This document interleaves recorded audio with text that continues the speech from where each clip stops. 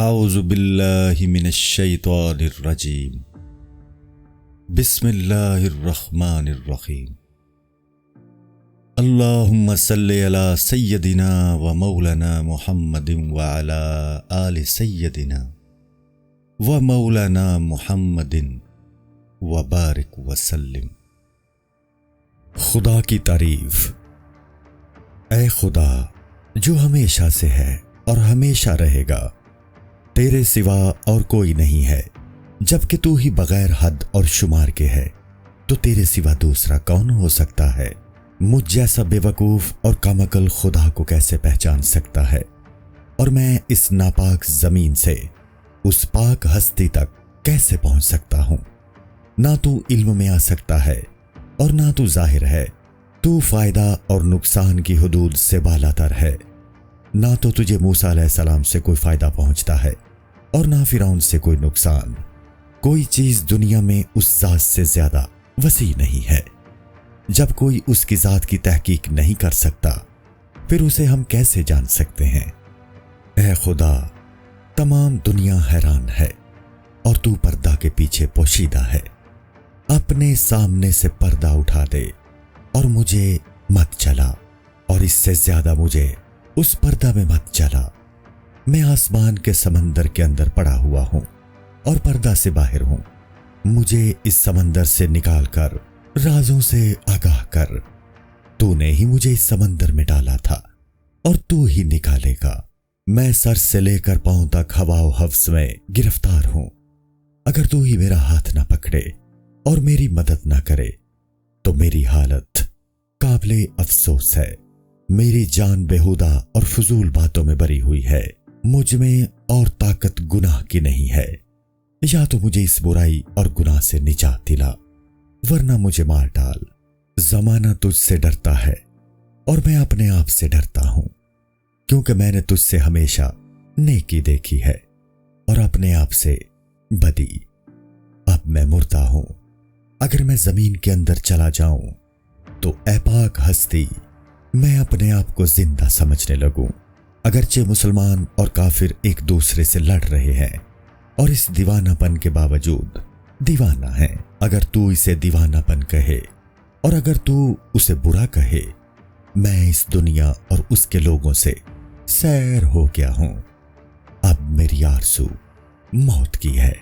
اے بے نیاز خدا، میری التجا کو دیکھ اور میری جان کو خوف و خطرے سے رہائی دے۔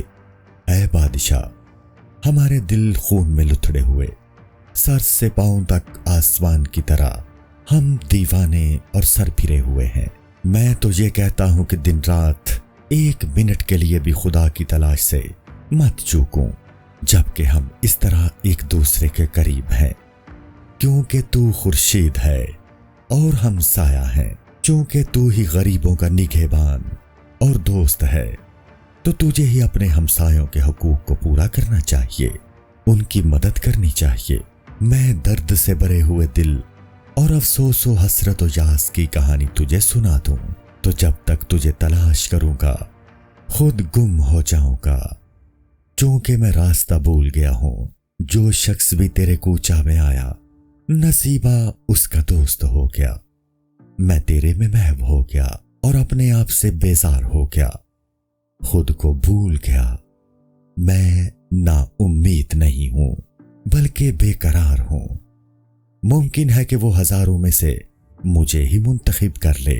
اے تار، کب تک تو اپنی آرزوئیں اور حسرتیں بیان کرتا رہے گا، جب کہ تو جانتا ہے کہ وہ ان تمام باتوں سے بے نیاز ہے، اسے سب علم ہے۔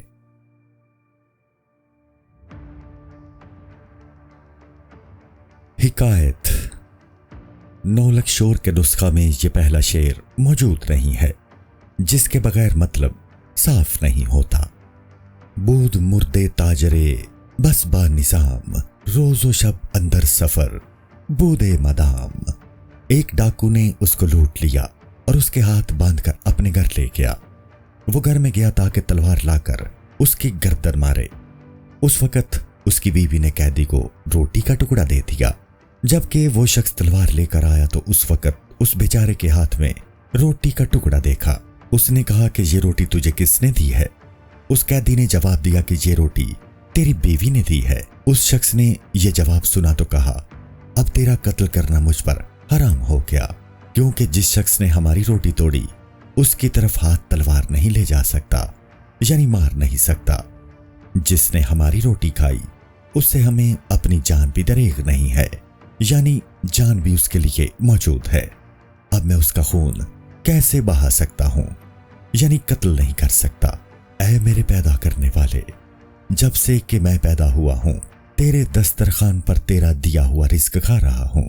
जबकि कोई शख्स किसी की रोटी खाता है तो वो उससे वफादारी करता है।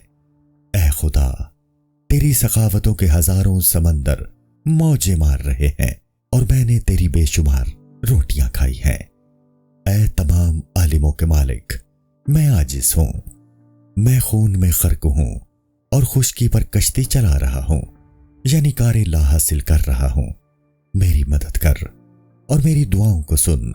मैं मक्खी की तरह अपना सर कब तक पीटता रहूं? ऐ गुनाहों को बख्शने वाले, मेरा उज्र और माजरत भी सुन ले। मैं तो जल ही रहा हूं, तू मुझे किस लिए जलाता है? मेरे खून में शर्मिंदगी और खजालत की वजह से जोश आ जाता है।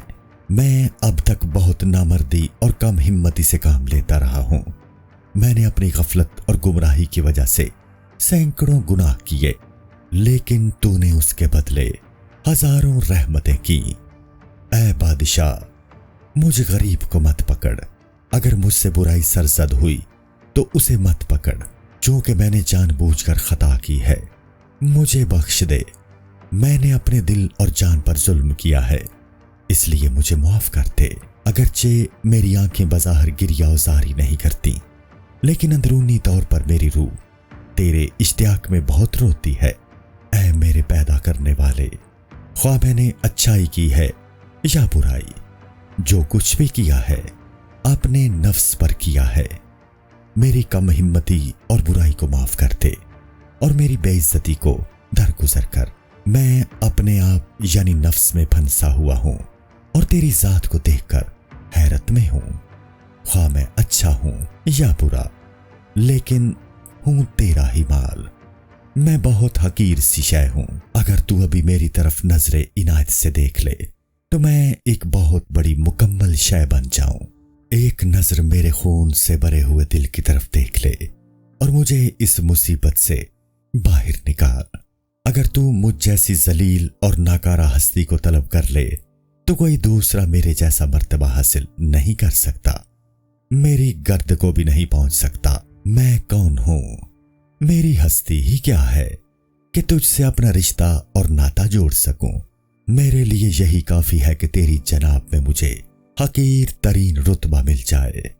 अगर मैं इस कदर भी कह सकूं कि तेरा गुलाम हूं और तेरे कूचा की खाक का अदना तरीन गुलाम हूं। मैंने अपनी रूह को तुझसे ही पाया है और मेरी पेशानी पर गुलामी का दाग तेरी दरगाह ही का है। इस दागदार गुलाम को तू फरोख्त मत कर। इस गुलाम के कान में तू गुलामी का हल्का यानी बाली डाल दे।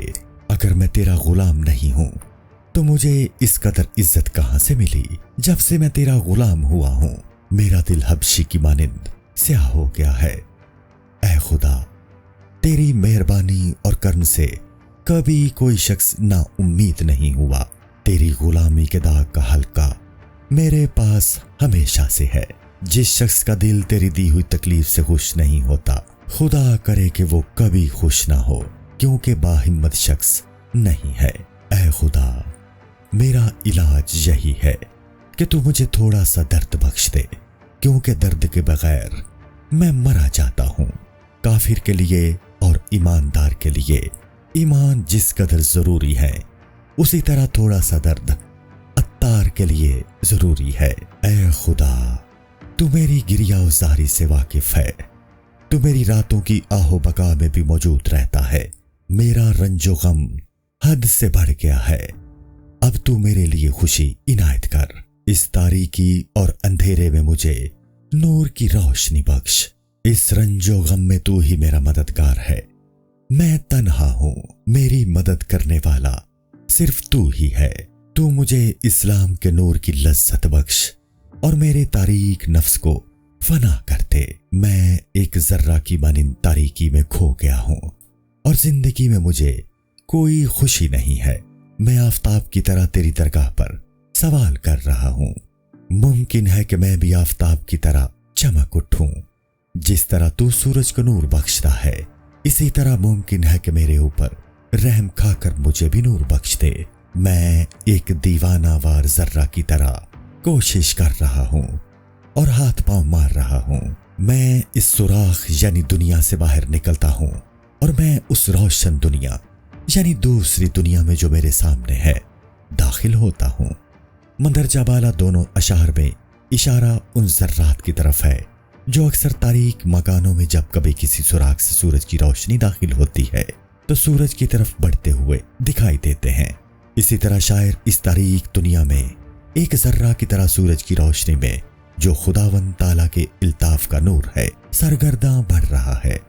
جب تک یہ جان لبوں پر نہیں آتی، یعنی جب تک میں نہیں مرتا، میں دنیا کے جھگڑوں میں پھنسا رہوں گا۔ جب میں مر جاؤں گا تو سوائے تیرے میرا کوئی نہ ہوگا۔ تب اے میرے دوست، تو میرے ساتھ رہیو جب کہ میری جگہ مجھ سے خالی ہو جائے، یعنی جب میں مر جاؤں۔ اگر اس وقت تو میرے ساتھ نہ ہو تو میرے اوپر افسوس ہے۔ مجھے امید ہے کہ تو میرا ساتھ دے گا۔